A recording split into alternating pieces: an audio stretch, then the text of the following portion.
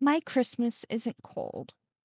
Tommy loved Christmas. He loved the way the snow would pile on the ground, just waiting to be thrown about. He loved the way the trees were bare from their usual leaves that adorned them. He loved the way he could hear townspeople singing Christmas carols down near the town hall. It was his favorite place to hang out. Christmas is a time of visiting, he thinks. It is 1,223 words. Tommy loved Christmas.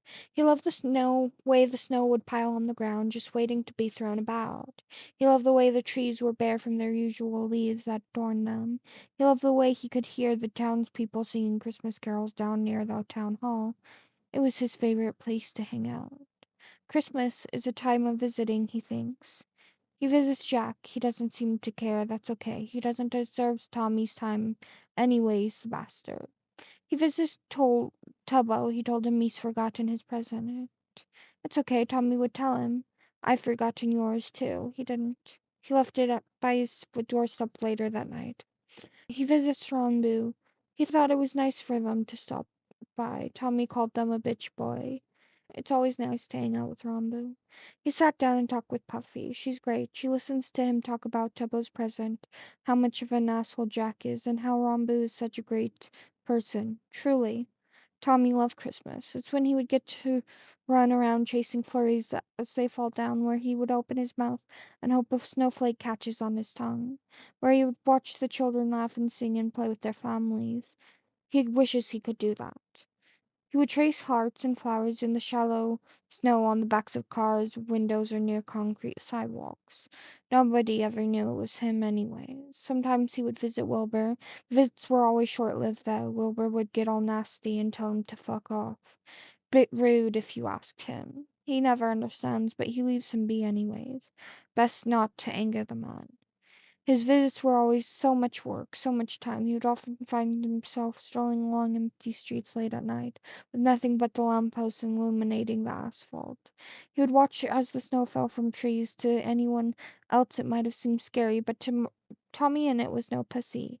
He was a big man who watched the snow cave in from the trees. Sometimes, when nobody was looking, he would sneak into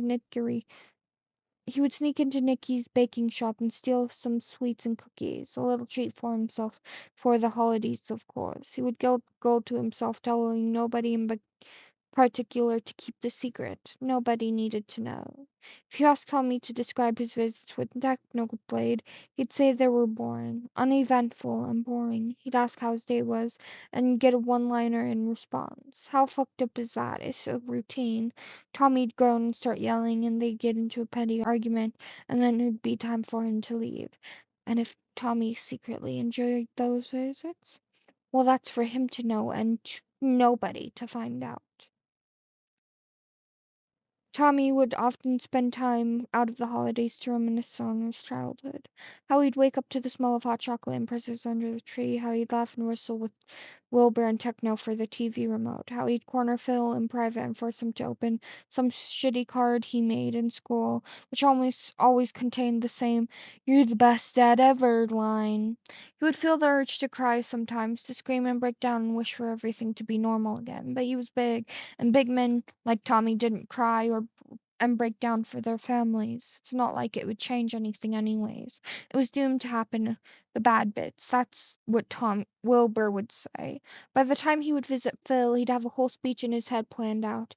He had rehearsed the same thing year after year, yet every time it came to talk, only soft words were spoken and tears were shed. It's quite sad, actually. Tommy wonders if they really ever will be okay, but for now, it's time to wake up. Wake up, Dad. Dad. Dad, wake up. You've been sleeping for forever, Techno groaned, shaking his shoulders. Phil rubbed his eyes, turning to look over at the alarm clock beside his bed. 1 p.m. Huh. His visit with Tommy lasted a bit longer than he was expecting. Yeah. Yeah, old man, already gotten the milk warmed up and the lights cranked up.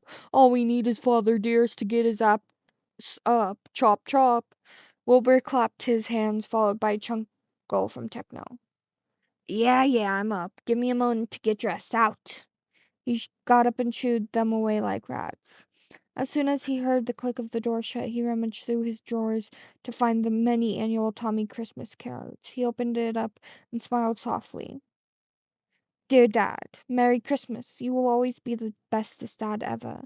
Don't tell Will or Chuck, but you're my favorite family member. That's why I have to give you this in secret. Not because I'm embarrassed, but because big men like me don't get embarrassed. Less than 3 you, Tommy. Phil still remembers the day Tommy visited them in their dreams. Will had run into his room sobbing that he had a nightmare. Phil had to hug him and tell him, No, Will, your dead brother is communicating with you through your dreams was in fact not a nightmare and had happened to him too. He started blabbering about how whatever he was doing it wasn't funny and quite fucked up. Phil never took Wilbur to be the one to believe in spirits after all.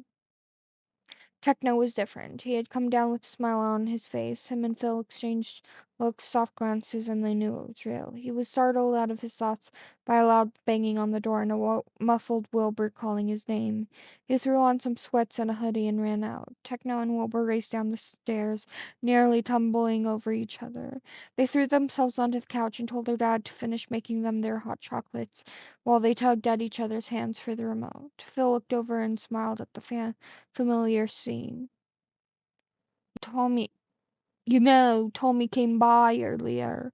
Wilbur spoke soon after the noise had settled and the twins were calm. Mm-hmm. Came by mine too. What'd he say? Techno tapped his own head. He said hi. I panicked and told him to fuck off. Could tell he wanted to start yelling at me. I'm not used to this tech. I want my little brother back in the flesh. He rubbed his face, pushing his palms into his eyes. I know, Will.